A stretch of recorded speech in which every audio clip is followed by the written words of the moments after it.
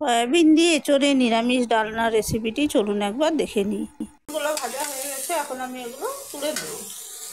সয়াবিনটা ভেজে তুলে নিয়ে আমি আরও একটু সরষের তেল দিয়েছি আর তাতে নুন ও হলুদ মিশিয়ে এই সেদ্ধ করে রাখা এঁচোড়টা আমি ভালো করে এখন ভেজে নিই। এঁচোড়ের টুকরোগুলো আমি ভেজে তুলে নিয়েছি, তারপরে আর একটু সরষের তেল দিয়ে একটু জিরা ফোড়ন দিয়েছি, জিরা একটা তেজপাতা, আর তারপরে একটু নুন আর হলুদ দিয়ে এই আলুর টুকরোগুলো একটু ভালো করে আমি ভেজে নিচ্ছি। আলু বেশ লালচে করে ভাজা হয়ে গেছে। এবার আমি কিছু গুঁড়ো মশলা প্রথমে যোগ করেছি বলে দিই। হিং আছে, গরম মশলার গুঁড়ো আছে, এখানে একটু কসুরি মেথি আছে, শুকনো লঙ্কার গুঁড়ো আছে আর হলুদ গুঁড়ো আছে। আর এখানে আবার বলে দিচ্ছি যে আমি নিজের পছন্দসই মশলা ব্যবহার করি এখানে, যেমন কসুরি মেথি, হিং। কেউ রেসিপিটি যদি করতে চান তাহলে নিজস্ব রুচি মতো ব্যবহার করবেন মশলা। এর উপর আমি কিছু বাটা মশলা যোগ করব।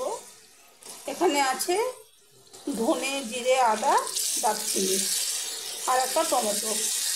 টমেটো কেউ চাইলে বাদ দিতে পারেন। আমি এখানে ধনে, জিরে, আদা গ্রাইন্ডার ধুয়ে একটু জলও আমি দিয়ে দিয়েছি। আর এখানে একটা কথা বলে রাখি, আপনারা চাইলে টমেটোটা বাদ দিতে পারেন। আমার বাটা মিক্সার গ্রাইন্ডারে বাটার সুবিধার জন্য আমি টমেটো ব্যবহার করেছি। আমি এখানে গ্রাইন্ডার ধোয়া জলও একটু দিয়ে দিয়েছি। আর মশলা সম্পূর্ণ কষায় তেল ছেড়ে এসছে, মশলা থেকে তেল ছেড়ে এসছে। এখন আমি ভেজে রাখা সয়াবিন আর এঁচোড়ের টুকরোগুলো মিশিয়ে দেবো।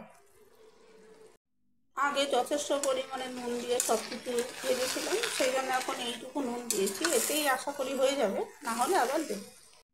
সব কিছু আমি একসাথে মিশিয়ে নিয়েছি। এটা তো ঠিক এঁচোড় নয়, যারা এঁচোড় খান তারা এরকম যখন বীজ হয়ে যাবে একটু একটু কাঁঠার অবস্থা, সেই সময় যদি এইভাবে রান্না করে খেয়ে দেখেন, দেখবেন খুব ভালো লাগবে। এবার আমি প্রথমে অল্প একটু জল দিয়ে এটাকে একটু কষিয়ে নেব। এবার সব কিছু ভালো করে মিশিয়ে নিয়ে আবার আমি কষিয়ে নেব সবার সাথে।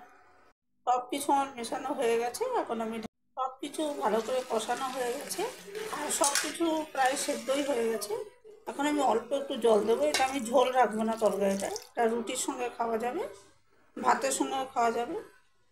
তো খুব বেশি জল আমি দেবো না, এইটুকু দিচ্ছি। সব কিছু আমি মিশিয়ে নিয়েছি, এবার ঢাকা দিয়ে আমি রান্না করে নেবো। আমি তো এই মশলাগুলো আমার ভীষণ প্রিয়, আমি এই মশলার কম্বিনেশনে রান্না করি, ভীষণ সুন্দর একটা ঘ্রাণ আসে। এবার কেউ যদি রেসিপিটি ট্রাই করেন তবে নিজস্ব রুচি মতন মশলাপাতি ব্যবহার করবেন। আর একটু নুন আমি মেশালাম, মনে হলো একটু কম আছে, তাই নুনটা ভালো করে মিশিয়ে নিচ্ছি। আর একটুখানি কম আছে রান্না করলে আমার তরকারিটা হয়ে যাবে। ঘি, ধনে জিরে ভাজা গুঁড়ো আর গুড় সব কিছু ভালো করে মেশানো হয়ে গেছে। এখন আমার রান্নাটা হয়ে গেল,